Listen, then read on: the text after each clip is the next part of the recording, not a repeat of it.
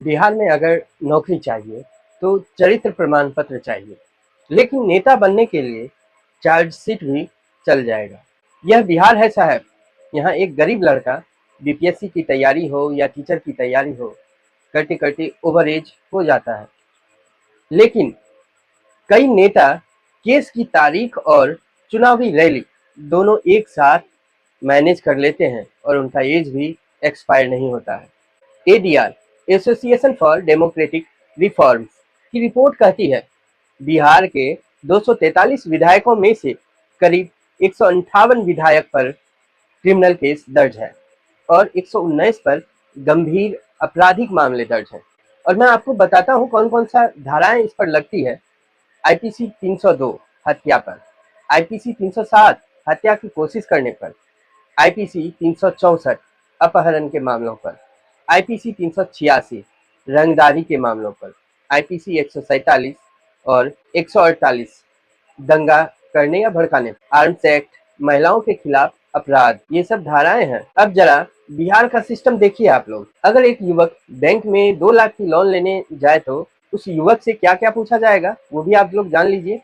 Civil score पूछा जाएगा, guarantor कौन है आपका उसके विषय में पूछा जाएगा, पुलिस वेरिफिकेशन हुआ है या नहीं हुआ है उस पर भी आपसे बात होगी, चरित्र प्रमाण पत्र लाए हो ये भी आपको पूछ ले। लेकिन राजनीतिक में नेताजी आपके ऊपर कितने केस हैं? बस 25-30। जनता का प्यार है ये सब।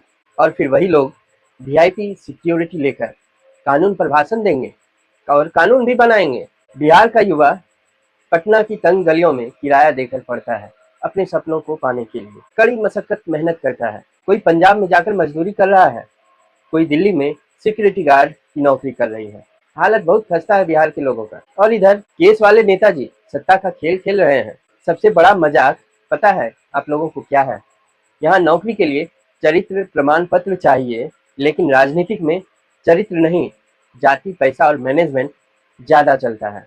और जब जनता सवाल पूछना छोड़ देती है तो पता है यही चार्जशीट वाले लोग माननीय कहलाने लगते हैं। और अब बिहार की जनता से आखिरी सवाल है, ये भी पर्सनली मेरा है, जब नौकरी के लिए चरित्र प्रमाण पत्र जरूरी है तो वोट देते समय नेताओं का चरित्र क्यों नहीं देखते हो आप लोग? 2 लाख की लोन चाहिए, बैंक भरोसा नहीं कर रहा है आप लोगों के ऊपर, लेकिन हत्या, दंगा और रंगदारी के आरोप वाले नेताओं पर पूरा बिहार आंख बंद करके आप लोग भरोसा करते हैं। सोचिए, गलती सिर्फ नेताओं की है क्या, या उन्हें बार बार जिताने वालों की है?